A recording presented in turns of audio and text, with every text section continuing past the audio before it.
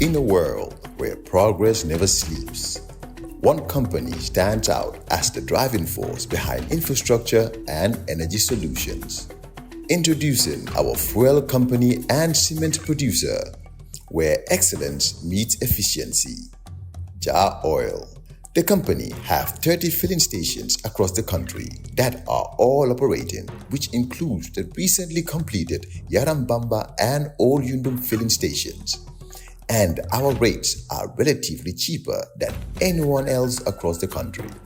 Along the years, Jar Oil introduces importation and distribution of cement in their line of business to diversify and strengthen their operations. Are you a cement retailer?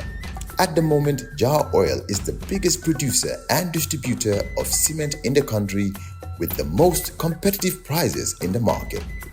With a focus on sustainability and innovation, we are paving the way for a greener, stronger future. Trust in us to fuel your projects and lay the groundwork for success. We currently produce over 25,200,000 bags per year. As the largest cement producer in the country, Jar Oil also targets to export cement to the neighboring countries like Guinea-Bissau, Guinea-Conakry, and others. Join us on our journey to shape a world where every drop of fuel and every bag of cement makes a difference. Together, we can build a brighter tomorrow.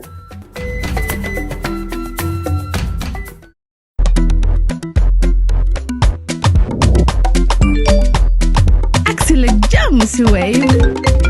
Yo, apply. Yo, luta do dede. Luta mo nulo jël moto nga andil ma xaalis. Hello? Bësal mu fay. What? Bësal mu fine. Oh, yes! Wave acts in Gambia. Deposit and withdraw money, pay bills, and buy mobile credit without fees. Transfer money wherever in the country for only 1% fee.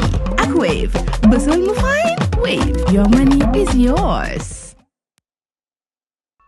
It's Monday, the 7th of April, 2025, and live on West Coast Radio, it's Coffee Time with me, Peter Gomez.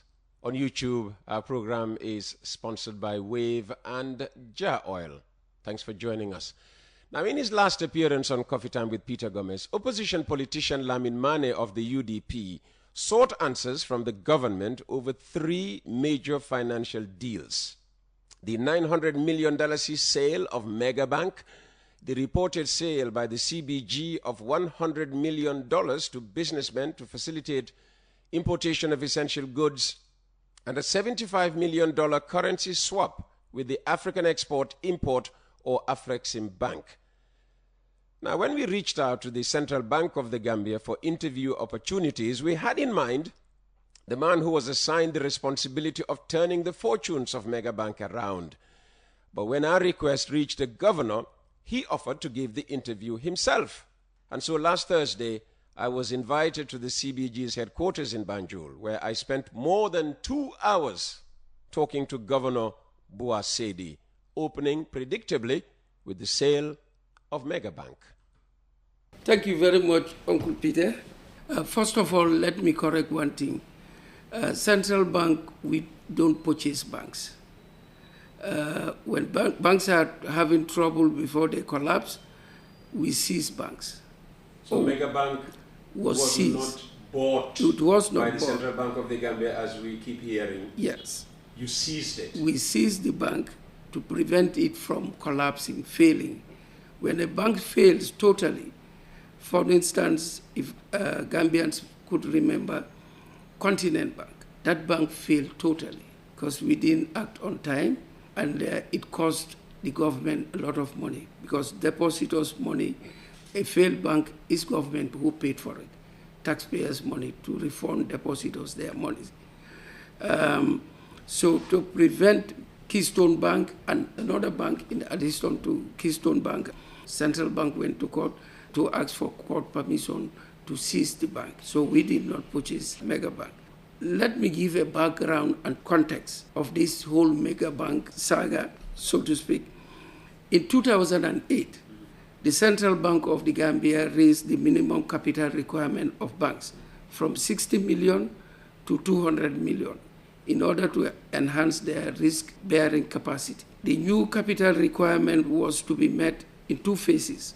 Phase one was $150 million by end of December 2010. And second phase was $200 million by the end of December 2012.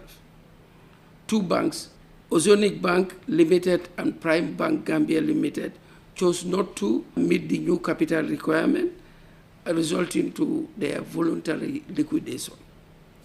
Now, owing to the confluence of reckless lending, poor board oversight, and weak internal controls, Keystone Bank Gambia Limited and Access Bank Gambia Limited posed huge losses over the years, which in turn depleted their capital well below the minimum capital requirement. These worrying developments coincided with a directive from the Central Bank of Nigeria forbidding Nigerian banks from capitalizing their subsidiaries, including those in the Gambia. Not only were these two banks insolvent, but they were also illiquid, meaning they were not able to meet their current and future obligations to their customers. Now, it was on the basis of these developments that the Board of Directors of the Central Bank of the Gambia, at an extraordinary board meeting of Wednesday, April 30, 2024, passed a resolution to place the two banks under seizure. That's why I said we don't purchase banks, we seize them. And this seizure was to recapitalize the two banks and eventually merge them into one and seek potential investors to buy them. Now, subsequently, after that decision, the Central Bank of Nigeria changed their decision. Now they allow parent bank of Nigerian banks to put money into their subsidiaries to recapitalize them. And the parent bank of Access Bank then injected more than enough capital, and the bank was given back to them. In the case of Keystone Bank, the parent bank did not inject capital. And to prevent further losses, the Central Bank of the Gambia, in November 2014, petitioned the High Court of the Gambia for an order to seize Keystone Bank. The High Court on December 8, 2014, granted the order. The Central Bank of the Gambia, acting in accordance with the said order of the High Court, reorganized Keystone Bank and obtained approval from the Register of Companies to change the name to Megabank. And this was done. The Central Bank of the Gambia, after obtaining the court order, now reorganized and had a plan which was approved by the High Court to sell the bank now. The CBG made several attempts to dispose the bank and then privatize it. To this end, in 2019, invitation for expression of interest were sent to local audit firms, and the following responded: Sahel Investment Management International, Accord Associates, AA & Co., and DT Associates. The contract committee of the Central Bank considered the bids and recommended DT Associates based on their demonstrated competence and experience. However, their fee, the fee they asked for the consultancy, was considered high, and the Central Bank rejected it. Two subsequent tenders were also cancelled because none of the bidders fulfilled the requirements of the Central Bank. In September 2021, by then became governor, the Central Bank obtained from the GPPA approval to appoint DT Associates to provide sales service advisory on privatization of Megabank, following a competitive bidding process which also attracted the following other bidders: Sahel Investment Management International, Accord Associates, and AA & Co. Following an evaluation of the Megabank by DT Associates, A competitive bidding process for the sale of the bank in 2022 was done, and DT Associates received 5 bids from the following investors: Access Bank Gambia Limited, Vista Bank Group Holding SA, VFD Group PLC, Yes Brazil Bank, and Afro Board Investment / GLM Investing Consulting and Real Estate SAR. This bidding process resulted in the selection of the most responsive bidder, and this happens to be Vista Bank. The current shareholders of Vista Bank Gambia Limited, through an independent assessment of the institution, the interested bidders, Vista Group Holding SA, offered to pay $900 million, equivalent to $15 million US. After drafting and finalization of shared purchase agreement SPA between the potential buyers, Vista Bank Holdings SA, and Central Bank, which was mediated by the consultant, DT Associates, the Central Bank communicated its acceptance of the negotiated price of $900 million via a letter dated November 23, 2022.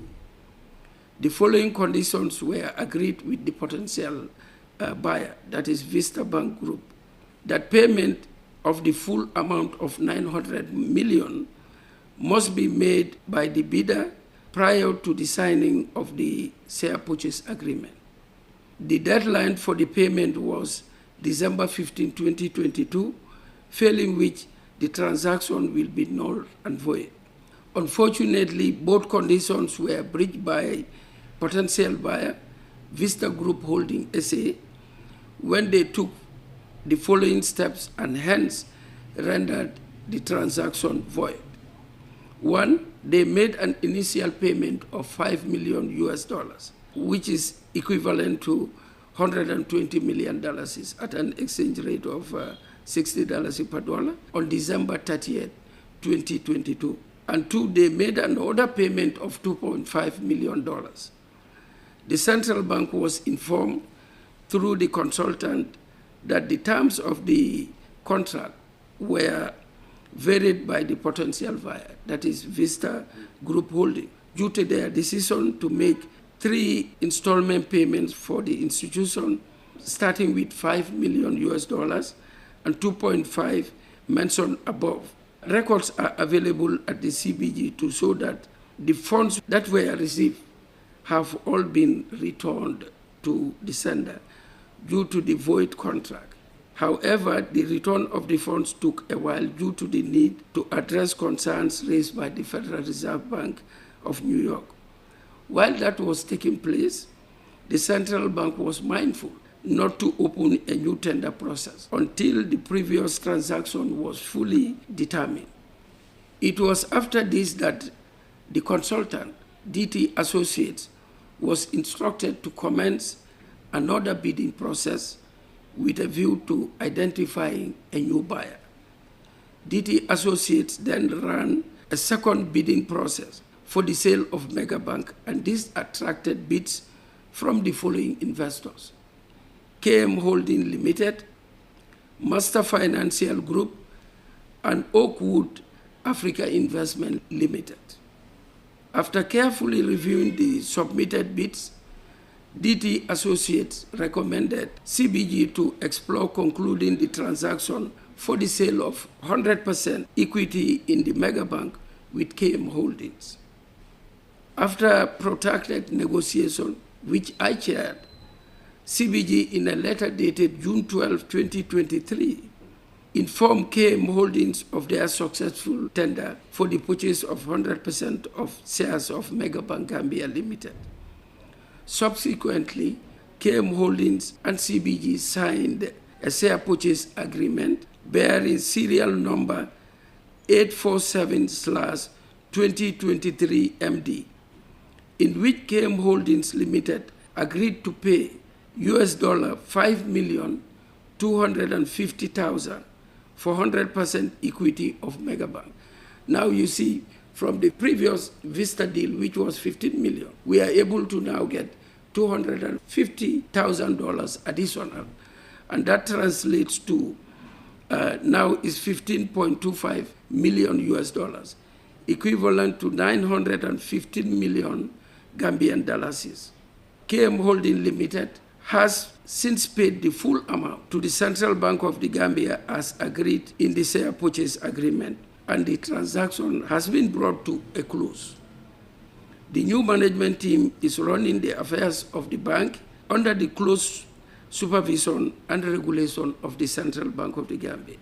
So I hope this will clear the misunderstanding or misinformation about the sale of Megabank. This was done in a very transparent manner. Again, I will summarize. Central banks don't purchase commercial banks. We are their supervisor and regulator. So we have no business in running a bank. We seize banks to prevent them from failing.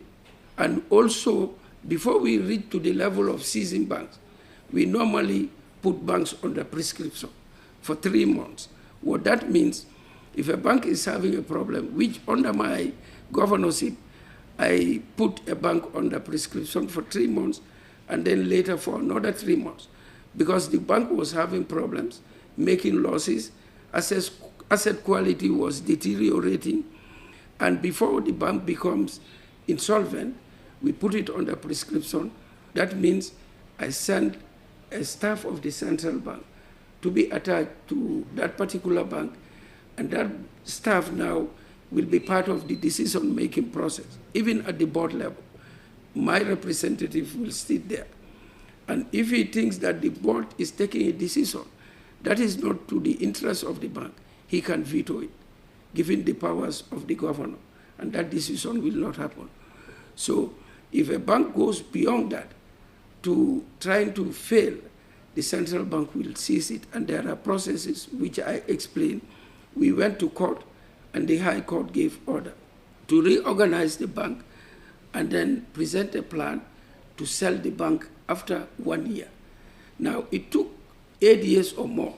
Why? Because when central bank restructure and reorganize the bank and position it for sales, investors that apply, those that were successful and were given the opportunity to pay, they didn't have enough money to pay for the bank.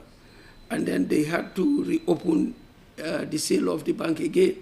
Some investors that again got the opportunity when due diligence was carried out were found not to be fit and proper to run a bank. So when I came in 2020 October as governor of the Central Bank of the Gambia, I made it a priority to sell this bank. And then we, like I said, we first obtained approval from GPPA to go ahead with selling the bank, and also permission to now put out a bid for consultants to help us sell the bank, because it's not proper for us to go into selling banks. We are too busy for that, and we are a regulator also. So among the companies that applied, DT emerged as the winner. We agreed on a commission for them. And by the way, the transaction lawyer for this whole sale of Megabank was Madam Ida Drame's firm. She was the lawyer for the consultants. So, and she worked with them. At the end of the process, when KM emerged as the winner, and they were able to pay the money in full, the sale purchase agreement was prepared by Madam Ida Drame's law firm.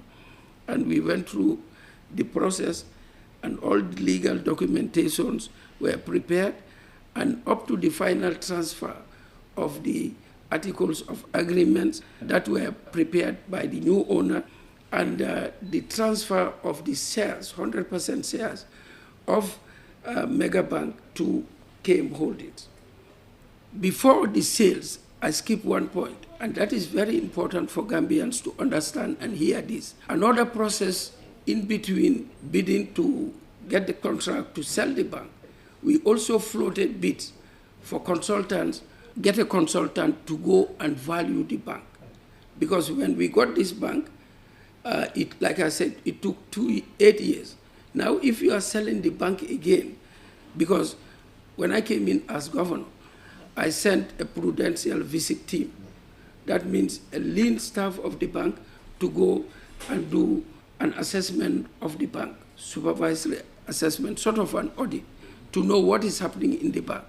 When the report came, we decided, senior management of the bank, to send our supervisors, this time a full-scale examination of the bank, meaning thorough examination or audit of the bank, turn it upside down to know and find out every information about this bank and the health of the bank. After that report came, some of the findings were not pleasant. We decided to dissolve the board of Megabank and appointed new board members. And some staff were laid off. The managing director then voluntarily retired from the service of the bank. And the director of the risk management department in the Central Bank of the Gambia, Mr. Momodu Njai, I appointed him as the caretaker managing director of the bank. And at some point, our senior accountant was also sent to the bank to be the chief finance officer of the bank. Now, at the time of preparing this bank for sale, we need to know the value of the bank. Because when we did the examination, we realized that asset quality has deteriorated. Non-performing loans increased. And the provisioning for those non-performing loans were not enough also. So we had to put measures to try to turn the bank around. And that's where, when Modu went there as the managing director, caretaker managing director, he was able to turn the bank around. At the time of sales of the bank, we sold this bank with a profit of nothing less than $120 million at the end of that financial year. When we got the firm to do the assessment of the bank before selling it, the consultant, when they did the assessment, they valued the bank from 610 million to 680 million. Anywhere in between these two range, we can sell the bank. Like I said, we sold the bank for 915 million Gambian dollars. So you can see that we've sold this bank way above the valuation. At least 135 million. Yes, above it. And those who are saying that government put in 900 million in this. Now, let me give a background to that. The 900 million that people are saying government put in this bank is not that they paid 900 million to buy the bank. No. This was a failing bank with toxic assets. So the bank was split into two. A bad bank was created and a new bank also created. Now, the toxic assets that were taken off the books of the new bank, the value of those assets created a hole in this new bank. That money, who is going to fill it? Government put in 600 million there. And then the equivalent of the 600 million in the bad bank is there. And a contract was signed with AMRC to collect those non-performing loans. Now, in addition to the 600 million that government put to replace those toxic assets, Central Bank put in 300 million to recapitalize this bank. So the two together is 900 million. Okay, now, those who are claiming that the bank should be sold higher than 900 million, I mean, we are not in the business of selling banks to make profit. Our biggest gain and our biggest profit as a central bank in rescuing a failing bank is the stability it brings into the banking industry, plus it prevents a run on other banks. This is our biggest profit. But if we have to go by the layman's understanding that you invested 900 million in this new bank, why did you sell it for 900 million? We are not making profit, we just break even.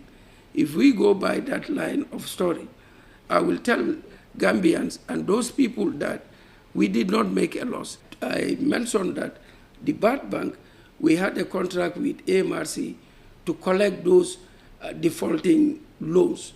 And AMRC did a wonderful job.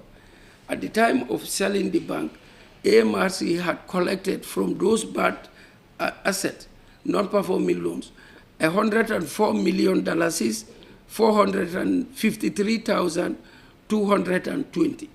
So if you add that to the 915 million that we sold the bank to KM Holdings, that means this bank was sold for over $1 billion.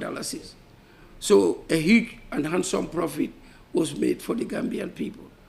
So that's the story of Megabank, and I hope this will put it to rest. I think it will. Yeah. This is very comprehensive. Because thank you very much, Governor. we have not only said the story, but we tried, and you as a senior citizen and a senior in the fourth estate, that is the media fraternity, some of those documents, we just show it to you, because seeing is believing. This central bank is very transparent, and we want to assure Gambians that communication is something that we'll be doing frequently. We do this every 3 months by having a press conference, and after reading the press statement, we give the media enough time to ask all kinds of questions.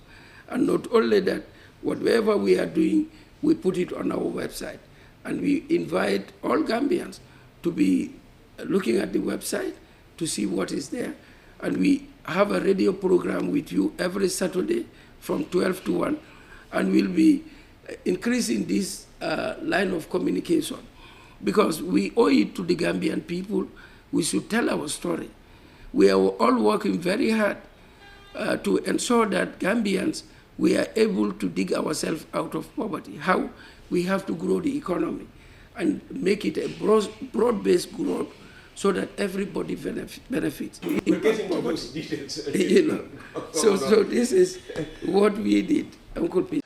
Indeed, everything you need to know about the sale of Megabank from the governor of the central bank. Now, in journalism, one is always advised to be careful with figures, and the central bank has been quick to rectify a slip of the tongue.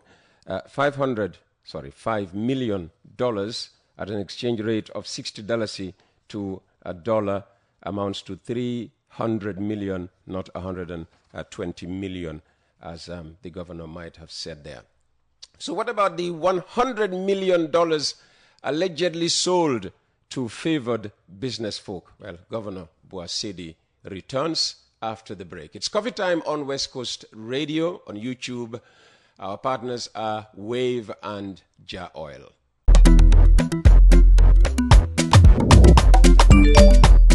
Axel jam si Wave. Yo, apply. Yo, luta do de de. Luta mo nulo jël moto nga andil ma xaalis. Hello? Ano lay waxal? Bisul mu fine. What? Bisul mu fine. Oh, yes! Wave Axina Gambia. Deposit and withdraw money, pay bills, and buy mobile credit without fees. Transfer money wherever in the country for only 1% fee. Ak Wave. Bisul mu fine? Wave. Your money is yours. Jar Oil. The company have filling stations across the country, and our rates are relatively cheaper than anyone else across the country. Jar Oil is the biggest producer and distributor of cement in the country with the most competitive prices in the market. And if you'd like to advertise on the program, contact Mr. Jibril Jassi on 6990107 or 7870107 or 924-24-24. It's coffee time with Peter Gomez. Let's return to my conversation with the governor of the Central Bank of the Gambia, Mr. Boasedi. A few weeks prior, the Minister of Trade, Industry, Regional Integration and Employment revealed on the floor of the National Assembly that at the height of the COVID-19 pandemic, certain businesses which he named had received support, foreign exchange support from the central bank to facilitate importation of essential commodities. Now, some reports suggested that up to $100 million may have been made available to these hand-picked businesses from the countries international reserves. Well, Governor Boasedi was eager to clarify. In September 2023, it was 18.51%. In 2024, by September 2024, inflation was 9.99%, but our lowest in 2024 was 9.68%. But it started increasing. Why? Because of administered prices. You see, monetary policy fights inflation from two fronts. Supply constraints because of COVID, after COVID, Russia-Ukraine war, and all others, supply was constrained. And how did we battle with those kind of structural problems or supply side problems? Central bank helped the economy by access to finance. Importers of basic commodities, rice, sugar, edible oil, fuel, and the like, even, you'll be surprised, onions. We facilitated businesses bringing onion by land from Morocco through refrigerated container trucks to Banjul so that onion prices can decline and be stabilized. Because our main mandate is price stability. And we cannot sit and watch. They have their limitation, so you have to bring in supply. In the short run, we cannot grow those things to eat. We have to bring from outside. So we worked with banks to say, give them LCs. We will guarantee the LC. We did not give anybody money. No central bank in the world deals with the private sector or businesses. I think you are referring to the stories that were going around that the central bank gave $100 million yes. to various businesses, yes. some even to go into importing commodities that yes. are not in line with their businesses. Exactly. I need you to clarify this point. Yeah. Did you give $100 million out, and how did you determine who got what? You see, this story, people got it wrong. It's an opportunity for you to clear the air. Yes, and I will. Let me finish this other line. So banks give LC to businesses to import commodities. And the bulk of it was government arranged with the government of India, Gambia government, with the government of India, to bring in import 100,000 metric tons of rice in 2023. And this was a period when India itself, they were not having enough stock of rice to feed their population. And they were going to put import restriction on non-basmati rice. So the government of Gambia, other countries, I don't want to name names, but I know the countries because I worked with our ambassador in India, Excellency Mustafa Jawara, on this. So countries were given approval by the Indian government. Ours was 100,000 metric tons. Lifting that 100,000 metric tons from India to Gambia was a problem because most of our businesses don't have that financial muscle. Access to finance is a problem and is among the responsibilities of any central bank. So to lift that rice to the Gambia, most businesses don't have the wherewithal. And it was difficult for them to obtain LCs because the LCs also, you have to pay with foreign currency. That was a challenge. Why was foreign currency a major challenge in 22-23? Basically, because of developments in the global economy, but not only that. To earn foreign currency, you have to export. We are basically not exporting much, but we are importing a lot. And to finance international trade, you need foreign currency. And the biggest source of our foreign currency was coming from re-exports, mainly timber and cashew nut. Timber is coming from southern Senegal. Cashew nut from, most of it from southern Senegal and Guinea-Bissau. But it comes through Senegal. The Senegalese government at that time decided that timber should not be re-exported through Gambian port. So they agreed with the Gambian government to say, we are friends, this must stop. And the government respected that because it's coming from their country. In addition, the cashew nut that was coming to Gambia through Senegal, now when it goes to Ziguinchor, they move it by sea to Dakar. So that alone removed $110 million supply of dollars through those two channels. So after that, those restrictions is zero. So that posed challenge in terms of foreign currency. So that was why there was shortage of foreign currency, dollars in particular, in this economy. And we were creative to be managing our reserves and supply so that the dollars would not depreciate rapidly as it happened in even resource countries in the sub-region. But again, on this, so what we did with businesses and banks, you go to your bank and get LC to import rice. LC, letters of credit. Letters of credit. And what we do, central bank will tell the bank, issue the letter of credit. At the time of paying for that, when the LC matured, if you don't have enough dollars to pay for that, the central bank will sell to you. So you can sell to your customer to pay the letter of credit.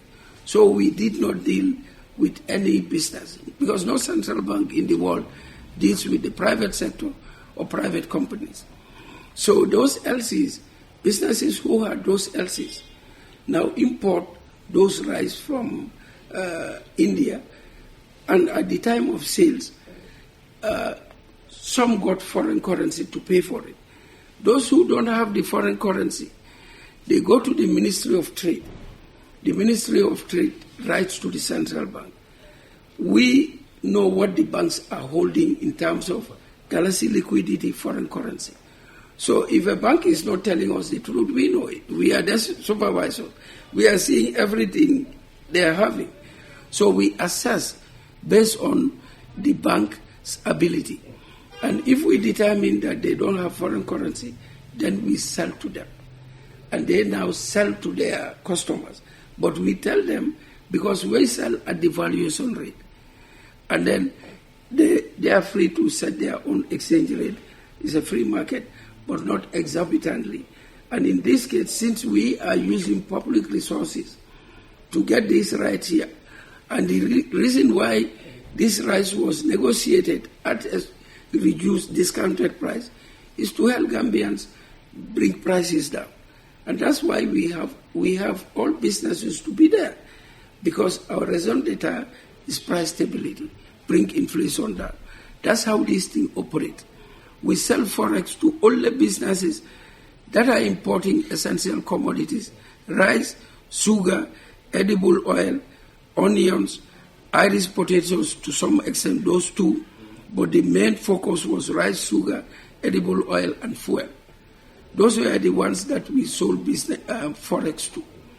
But not all of those requested were honored by our central bank. The reason why your colleagues in the media wrote to us to disclose those information, these are third-party information. Even according to the Information Act, you cannot disclose third-party information. And as a banker, if I disclose information about your bank account in my bank to Suleiman, you will not like it. If Mr. Mboj knows it, he'll say, I'm not going to bank with Boas Bank, because there's no secrecy. And people will start withdrawing their money from that bank. So that's why the fourth estate, we are willing to work with you. But certain things about banking are confidential, especially if it is third party. If it is relating to central bank, we can give. We'll not hide like this Megabank thing. But third party will not. So that is the story about this central bank selling foreign currency. It's not that we sell foreign currency to every Tom, Dick, and Harry. No. This foreign currency is the reserve of the country.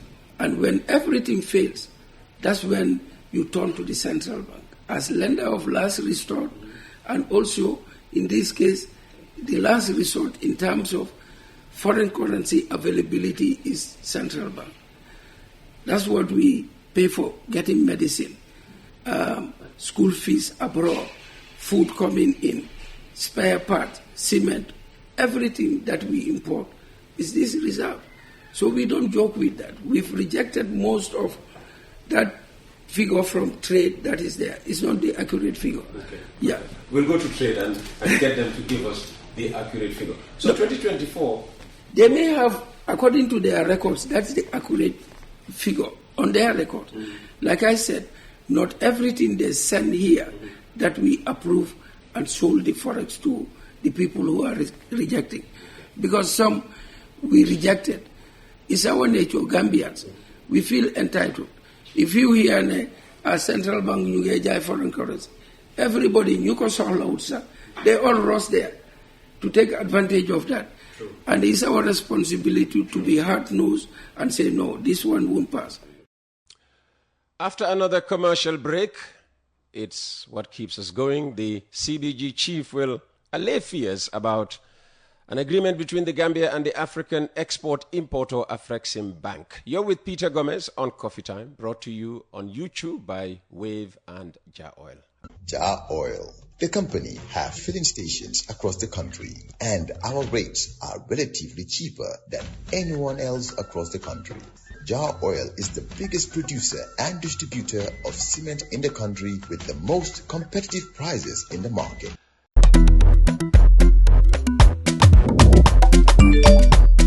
Axel James Wave. Yo, apply. Yo, luta to dede. Luta mënuloo jël moto nga andil ma xaalis. Hello? Busel mu fine. What? Busel mu fine. Oh, yes! Wave Gambia. Deposit and withdraw money, pay bills and buy mobile credit without fees. Transfer money wherever in the country for only 1% fee. Ak Wave. Busel mu fine? Wave. Your money is yours.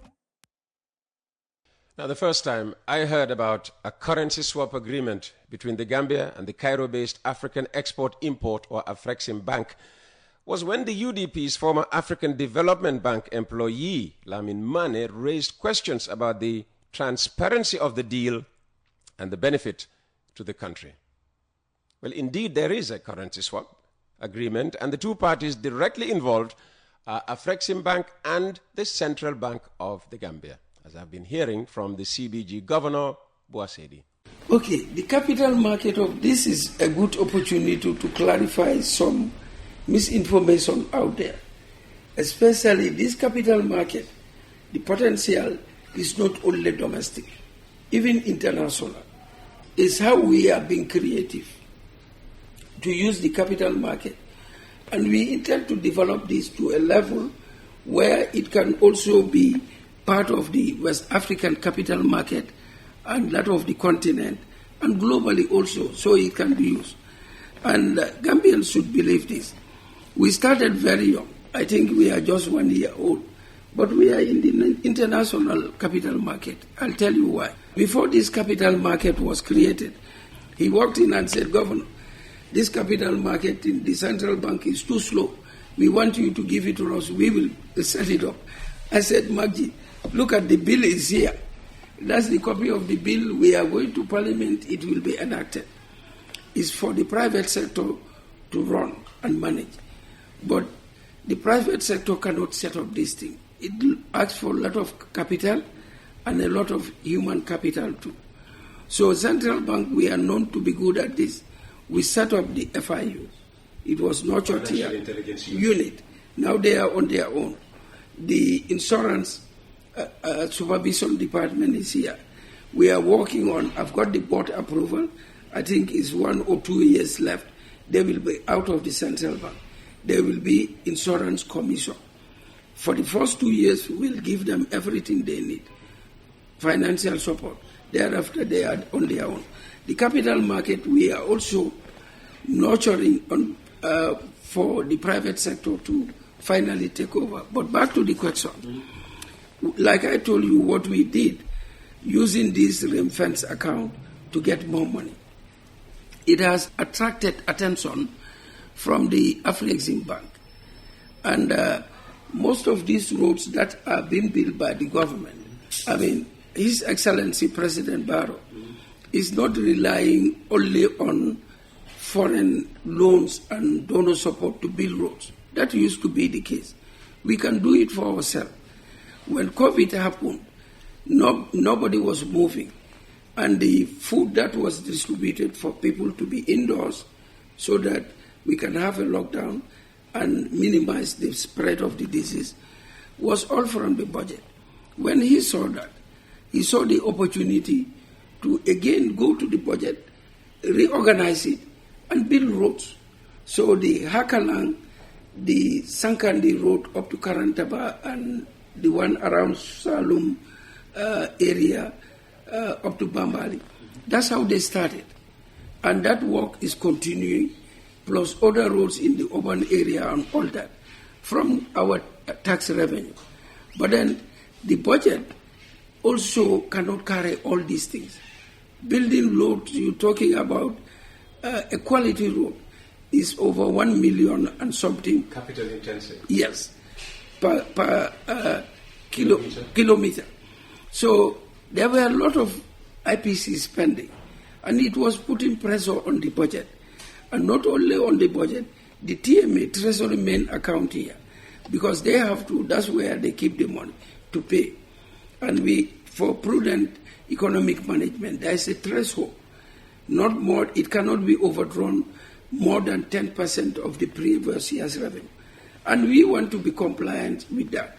So that's why the government sat with the leadership of His Excellency, the President. He was there in the room to look at how can we finance this creatively using this fuel money.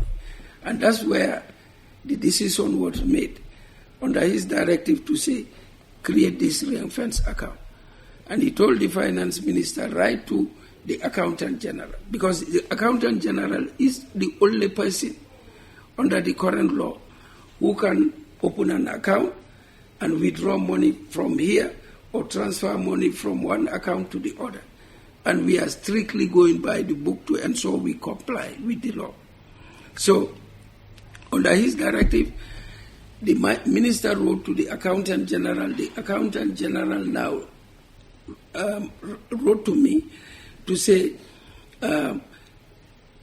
move this fuel money from the consolidated revenue fund to this ring-fence account. The Afreximbank also saw opportunity.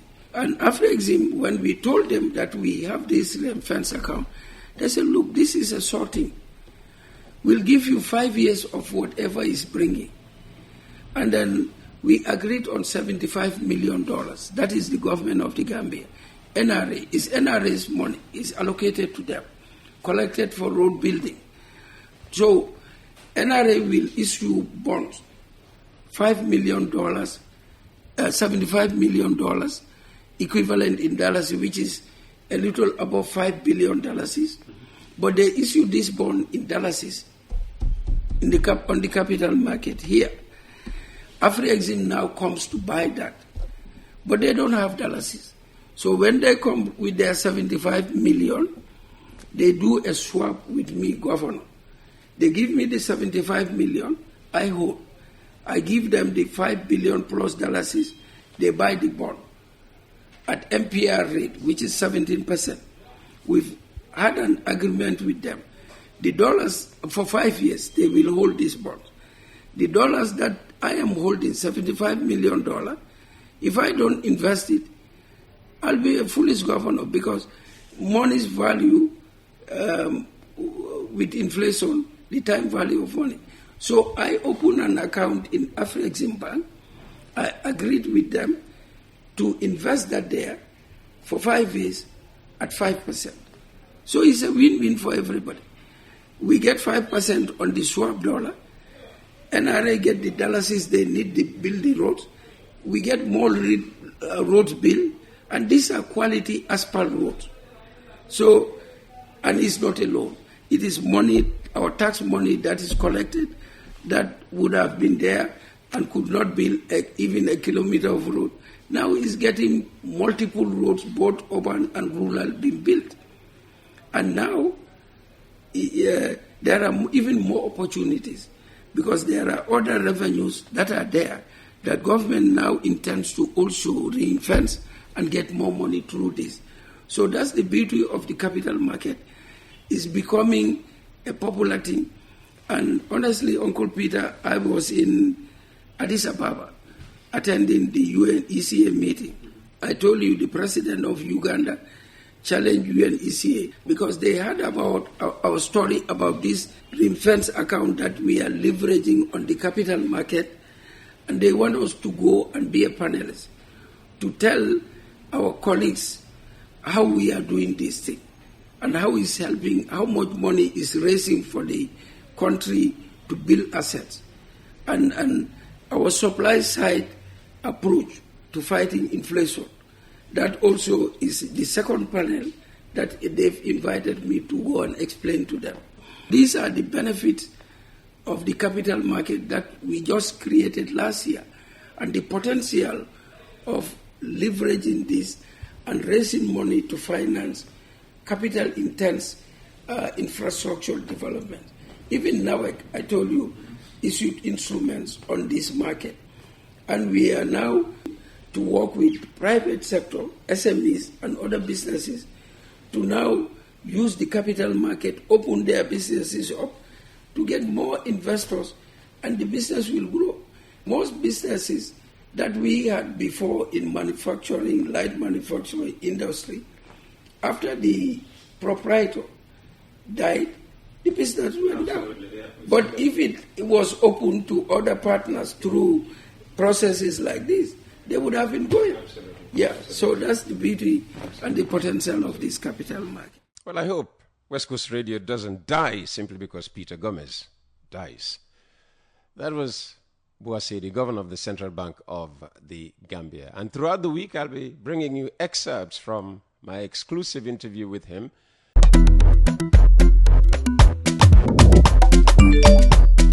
Excellent jam, Suway. Yo, apply. Yo, luta do dede. Luta mënuloo jël moto nga andil ma xaalis. Hello? Kan lay waxal? Bisul mu fine.